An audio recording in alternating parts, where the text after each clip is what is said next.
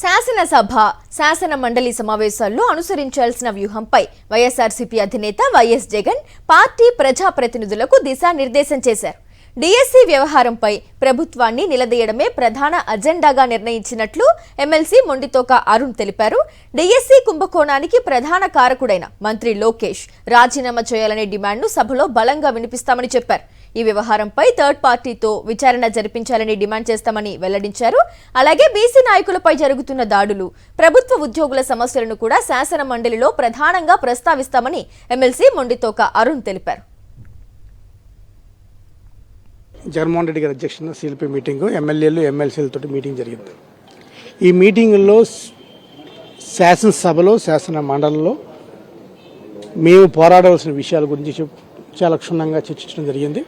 అది మొదటి DSC meeting, DSC మీద ఇష్యూ మీద, డిఎస్సి ఏ విధంగా స్కామ్ జరిగింది, ఏ విధంగా ఉద్యోగాలు అమ్ముకున్నారు, ఏ విధంగా ఉపాధ్యాయుల ఉద్యోగాలు స్పోర్ట్స్ కోటా కింద అమ్మారు, ఏ విధంగా స్కామ్ జరిగిందనే దాని మీద ప్రజలకు వివరించే విధంగా డిఎస్సిలో సబ్జెక్ట్ రైజ్ చేయబోతున్నాం. అదేవిధంగా వైఎస్ఆర్ కాంగ్రెస్ పార్టీ డిమాండ్ ఏంటంటే లోకేష్ గారు రాజీనామా చేయాలి, లోకేష్ రాజీనామా చేయాలి, 2 థర్డ్ పార్టీ ఎంక్వైరీ చేయాలి, 3 ఏదైతే స్పోర్ట్స్ కోటాలో వాళ్ళు జీవో ఇష్యూలు చేశారో 4 జీవో నెంబర్ 4, జీవో నెంబర్ 46 లాంటి జీవోలు ఇష్యూ చేసి ఆ జీవోలు ఇష్యూ చేసిన తర్వాత స్పోర్ట్స్ కోటా కింద పెట్టి మళ్ళీ జీవోని స్క్రాప్ చేసి మళ్ళీ కొత్త జీవో తీసుకొచ్చారో ఇవన్నిటి మీద కూడా క్షుణ్ణంగా ఎంక్వైరీ జరగాలి అనే దాని మీద ఒకటి. రెండోది మరి ముఖ్యంగా లా అండ్ ఆర్డర్ సిచ్యువేషన్ మీద, ఆంధ్రప్రదేశ్లో లా అండ్ ఆర్డర్ సిచ్యువేషన్ మీద చర్చ జరగాలని పట్టుబడుతున్నాం.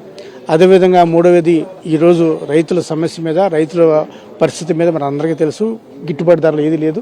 పొగాకు రైతులు కావచ్చు, లేకపోతే అన్ని రకాల రైతులు, ఏ రైతుకి కూడా పంట సహాయం కూడా లేదు. సో దాని మీద మాట్లాడుతున్నాం.